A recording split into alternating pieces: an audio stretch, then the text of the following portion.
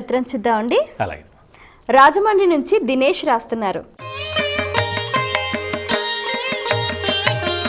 పితృకర్మల్లో యజ్ఞోపవీతాన్ని మాటి మాటికి అటు ఇటు మార్చుకోమంటారు ఎందుకు?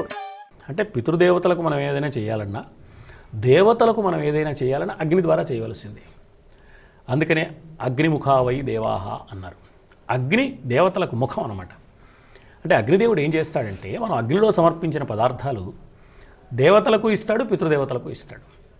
దేవతలకు ఇచ్చే పదార్థాలకు హవ్యము అని పేరు, పితృదేవతలకు ఇచ్చే పదార్థాలకు కవ్యము అని పేరు. అగ్నిహోత్రుడికి హవ్యవాహనుడు అని పేరుంది. హవ్యాన్ని మోసుకొని పోయేవాడు. నిజానికి ఆయన కవ్యవాహనుడు కూడా. కవ్యాన్ని మోసుకుపోయేది కూడా ఆయన. పితృదేవతలకు మనం సమర్పించేవి తీసుకెళ్ళి ఇచ్చేవాడు కూడా ఆయనే. పితృకార్యం చేస్తున్నప్పుడు ఏం జరుగుతుంది అంటే, కొన్ని పదార్థాలు హవ్యాలు, కొన్ని పదార్థాలు కవ్యాలు. అంటే ఒకేసారి వరుసగా ఒకదాని తర్వాత ఒకటి, ఒకసారి దేవతలకు, మరోసారి పితృదేవతలకు, ఓసారి దేవతలకు, ఇంకోసారి పితృదేవతలకు వరుసగా ఇవ్వాల్సి వస్తుంది. ఆ మంత్రం, ఆ ప్రక్రియ అలా ఉంటుంది. ఉన్నప్పుడు ఏమవుతుంది అంటే, అగ్నిహోత్రుడు ఇది దేవతలకు ఇవ్వాలి, ఇది పితృదేవతలకు ఇవ్వాలి అని అగ్నిహోత్రుడు గుర్తుపెట్టుకోవాలి. అగ్నిహోత్రుడు గుర్తుపెట్టుకోవాలని మనం తెలుసుకోవాలి చేస్తున్న వ్యక్తి. ఆ భావనతో చేయాలి. ఆ భావనకి గుర్తు యజ్ఞోపవీతాన్ని మార్చుకోవడం. ఎందుకంటే సాధారణంగా యజ్ఞోపవీతం కుడివైపున ఉంటుంది.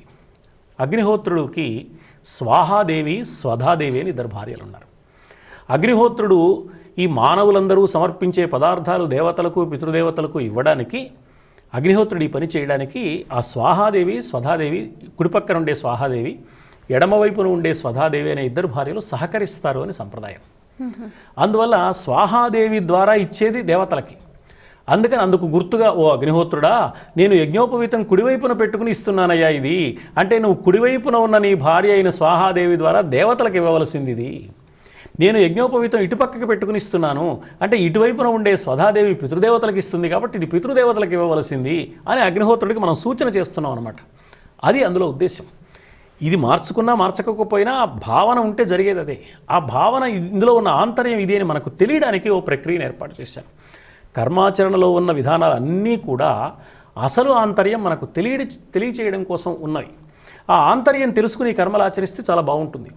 ఆంతర్యం తెలుసుకోకుండా కేవలం కర్మలు ఆచరిస్తే కూడా కర్మాచరణ మంచిదే, కానీ ఆంతర్యం తెలియకుండా ఈ కర్మలు ఎందుకు అని ప్రశ్న వేయడం కానీ, ఆంతర్యంతో పని ఉంది, మార్చేస్తే సరిపోయింది, మార్చేసినంత మాత్రాన ఫలితం వచ్చేస్తుంది అనుకోవడం కానీ సరైంది కాదు. ఎందుకు మారుస్తున్నామో తెలుసుకుని ఆంతర్యాన్ని గమనిస్తే, ఓహో మనం దేవతలకి సమర్పిస్తున్నాం, దేవతలను సాక్షులుగా పితృదేవతలకు కూడా సమర్పిస్తున్నాం. పితృకార్యం చేసేప్పుడు భోక్తలు ఇద్దరు ఉంటారు. ఇద్దరు భోక్తలు ఎందుకు ఉంటారంటే, ఒకరు దేవతలకు ప్రతినిధి, ఒకరు పితృదేవతలకు ప్రతినిధి. ఇదే ఈ రెండు యజ్ఞోపవీతం రెండు వైపులా మార్చుకోవడంలో ఉన్న ఆంతర్యం కూడా.